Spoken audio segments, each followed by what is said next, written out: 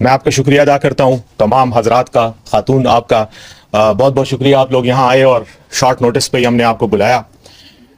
मैं आज इस मौके की मुनासबत से चंद बातें करूँगा। जो गुज़श्ता दिन इलेक्शन हुआ, ज़िमनी इंतखाबात हुए, तो सबसे पहले तो मैं अल्लाह का लाख लाख शुक्र अदा करता हूँ कि उसने तहरीक इंसाफ को, इमरान खान साहब को फ़तह से हमकनार किया।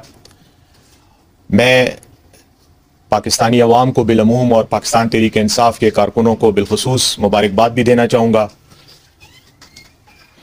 कि उन्होंने अपनी मेहनत से, अपनी जदोजहद से कल की फ़तह अल्लाह ने उनके नसीब में लिखी और उन्होंने हासिल की। और साथ ही साथ मैं ये कहूँगा कि इलेक्शन के नताइज, इलेक्शन तो होते रहते हैं, इलेक्शन के नताइज आते रहते हैं। फ़तह या शिकस्त, हार और जीत, ये सब इंतखाबी अमल का एक हिस्सा होता है।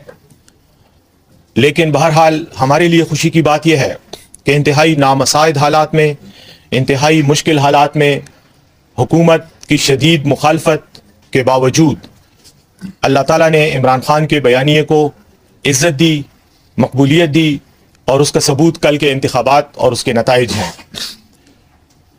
एक तरफ अकेला इमरान खान, अकेली तहरीक इंसाफ, और दूसरी तरफ 13+1 13+1 बमुकाबला 1 13 जुमाती पीडीएम का इत्तेहाद, और साथ में खासी हद तक इलेक्शन कमीशन पाकिस्तान की सपोर्ट।